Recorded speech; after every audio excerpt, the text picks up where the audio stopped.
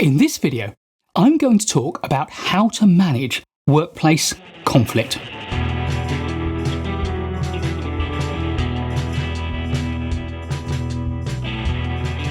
In managing workplace conflict, the first thing you need to be able to do, of course, is to spot the sources of conflict. And there are a number of really common ones in the workplace. First of all, resource competition. Where resources are scarce, you'll find conflict over access to those resources, whether it's people, materials, equipment, software, time to access things. People will fight over getting what they want. Next, people will fight over differences in their perception of what their goals are, which typically spring from different priorities.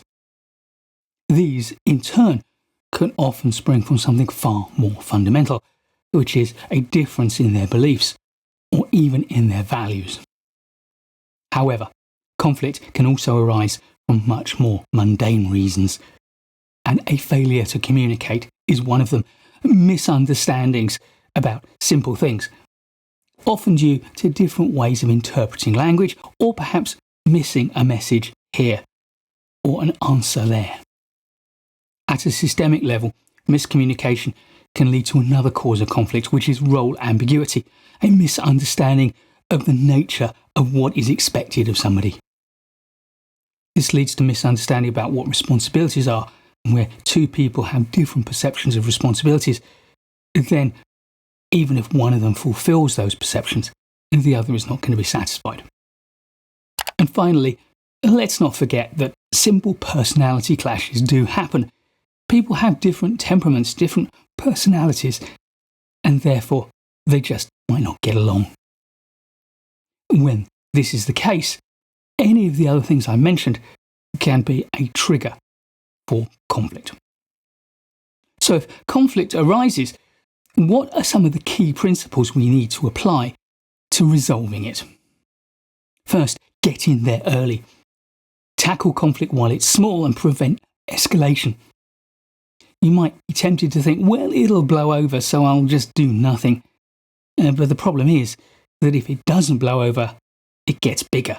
And if it gets bigger, it gets harder to handle. When conflict arises, perhaps your most powerful tool is active listening. Pay careful attention to what people are saying. Make sure you understand their points of view. If you don't, ask questions to clarify what's going on and listen carefully to the answers you get. Next, make sure that you demonstrate that you understand and care about the other person's point of view. React to their feelings and their emotions with sensitivity. The word for this is empathy. Although these emotions may make you think that this is about people, if you're going to resolve the conflict, then focus on the issue at hand, not the people. It's very easy to get caught in a cycle of you're right and you're wrong. Each issue is different. And of course, the issues themselves are less personal to the individuals and therefore are less likely to raise the stakes and raise the emotions of the conflict. Where you can, see if you can find common ground between the two people in conflict or between yourself and the other person that you're in conflict with. Try to find common goals, common beliefs, common values that you can both align with, and then look at how the particular issue that has arisen fits into that framework. The more overlap you find, then the less there is to argue and get into conflict about. And the smaller the zone of conflict, then the easier it is to resolve, and the smaller the emotions will be around it. If you're facilitating the resolution of a conflict, then one of the most important things you can do is encourage open dialogue. Make sure that when people speak to one another, the other person listens respectfully, and that when each person is speaking, they are using their language and their physicality respectfully too. Be prepared to call out disrespectful behaviours, to be accepting of the person, accepting of their point of view, but not accepting of poor or disrespectful behaviour. This means you need to be able to assert yourself, to communicate what you want and what you need as a mediator or a resolver of the conflict. Finally, get into a problem-solving mindset. Look for a solution to the problem. But don't let that focus on the solution allow you to disregard the importance of the emotions around it. But a future focus that says, this is what we each need to do to move forward and to break out of the conflict, is more likely to get a resolution than looking back at causes and blame. Blame, by the way, is the one thing that will never ever help to resolve the conflict. It may feel easy to apportion blame so that one party is happy, but the party who is given the blame is never going to be happy. Although, if they choose to accept the blame, that is perfectly fine. If one person accepts the blame and the other person is prepared to acknowledge that, then you can use that as a basis for moving forward. Great. Now you've taken responsibility and you've accepted that. What can we all do together to move on?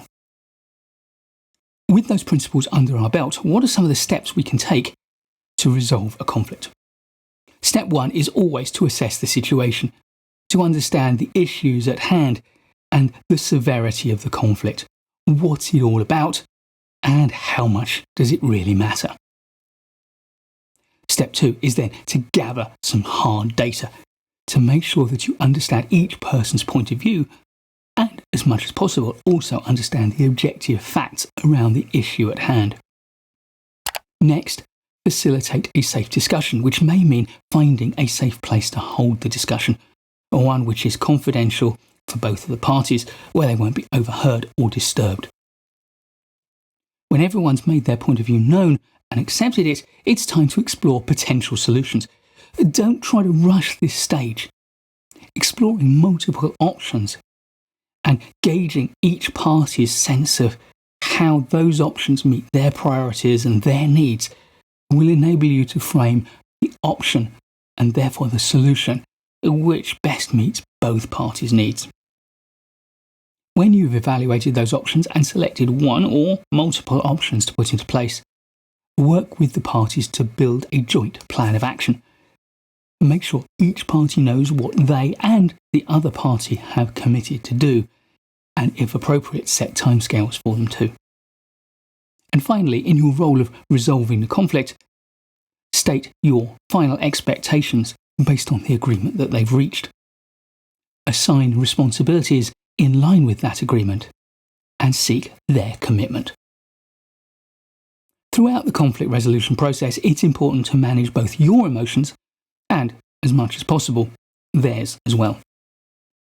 You must stay calm and composed.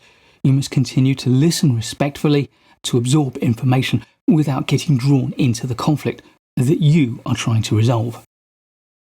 Recognize your emotional triggers and manage them appropriately, but also start to spot the triggers for each of the people in the conflict so that you can act quickly to diffuse any small escalations arising from one person saying or doing something that triggers the other.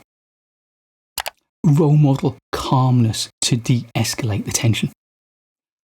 Breathe deeply and slowly. Take pauses. Sip water continuously. And, if necessary, draw a pause to the proceedings and suggest a 5-minute reflection time. A good tip that I like to use is to suggest that we've made some progress. So before we move to the next stage, let's just sit and think about what the next stage is for us and what we've achieved, and to make some notes about what we think are the positives that have come out of the conversation so far and how we want to build on them. This has two impacts. Firstly, it slows the process down, it calms people if they're agitated, but it also focuses them on the positive. Encourage open communication throughout the resolution process, but absolutely come down hard on any disrespectful behaviour from either party. You must absolutely remain respectful of both parties, but if you hear or observe any disrespectful behaviour, then call it out straight away and indicate that you will not tolerate it, but do so in a calm and respectful manner. The The final thing to say is that you will not be able to resolve every conflict. Sometimes you will be out of your depth and you need to summon help. It's important to be able to recognise where your limits are and when a conflict is getting close to those limits or has crossed the line. In these cases, consider taking that conflict to an outsider, perhaps an HR professional or an expert mediator, whom you can engage to resolve the conflict with their professional skills. However, if this isn't possible, your ultimate recourse is to a formal resolution process. Each organisation will have dispute processes and grievance processes. And if you need to trigger those, then make sure you get good advice from the HR professionals and experts within the organisation, and then refer it to them so that their professional experience and objectivity can take control of the situation and resolve it as effectively as possible. Please do give this video a like if you've enjoyed it or learned from it. I'll be making loads more great management courses videos for you, so please do subscribe to the channel and hit the notification bell so you don't miss any of them. I look forward to seeing you in the next one, and in the meantime, keep learning.